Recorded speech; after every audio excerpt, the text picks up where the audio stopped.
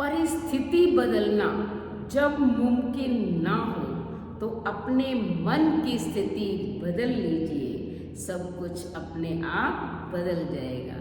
राधे राधे शर्मा जी की कहानी चैनल पर आप सबका हार्दिक हार्दिक स्वागत, अभिनंदन। एक बार की बात है, एक बुजुर्ग शिक्षिका बस पर चढ़ी। भीषण गर्मी पड़ रही थी, उसके पैर में चोट भी लगी हुई थी, बड़ी परेशान थी। लेकिन जैसे ही बस में चढ़ी, देखा कि भीड़ से बस जो है खचाखच भरी हुई थी।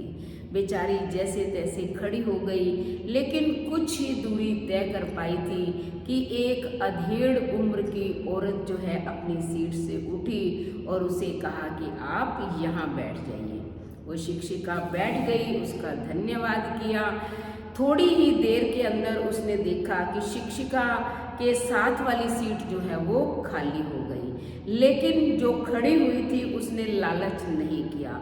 वो देखने में एक गरीब सी महिला लग रही थी। उसने एक औरत को, जिसके हाथ में छोटा सा बच्चा था, उसे उस सीट पर बैठने के लिए कह दिया।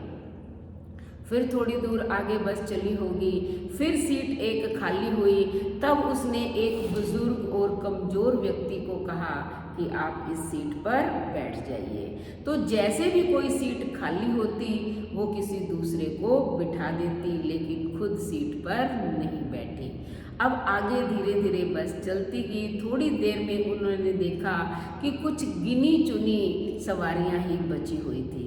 तब उस शिक्षिका ने उस महिला को बिठाया जिसने सीट दी थी, और कहा कि मैं देख रही हूँ जब भी कोई सीट खाली होती है आप किसी दूसरे को बिठा देते हो, क्या आपका बैठने को मन नहीं करता?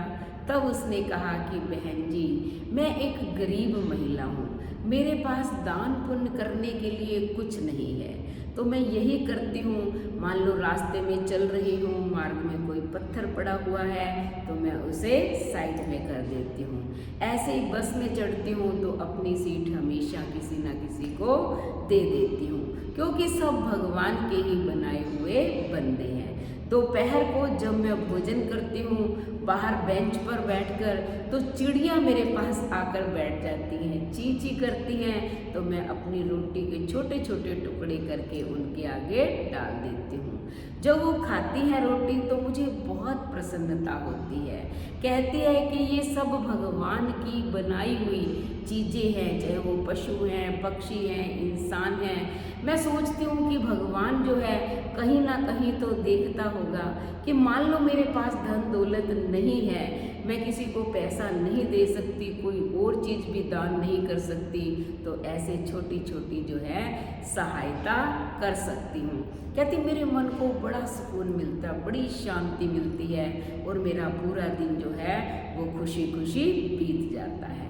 अब आप देखो, ये सुनकर जो शिक्षिका थी उसे बड़ी हैरानी हुई कि ये गरीब सी अनपढ़ दिखने वाली महिला कितना बड़ा पाठ मानवीयता का पढ़ा गई। तो हमें भी इससे शिक्षा लेनी चाहिए कि मान लो हमारे पास पैसा नहीं है, ज़्यादा ज़रूरत का ही है तो आप दान करें, नहीं तो किसी भी गरीब व्यक्ति की सहायता ऐसे भी कर सकते हैं।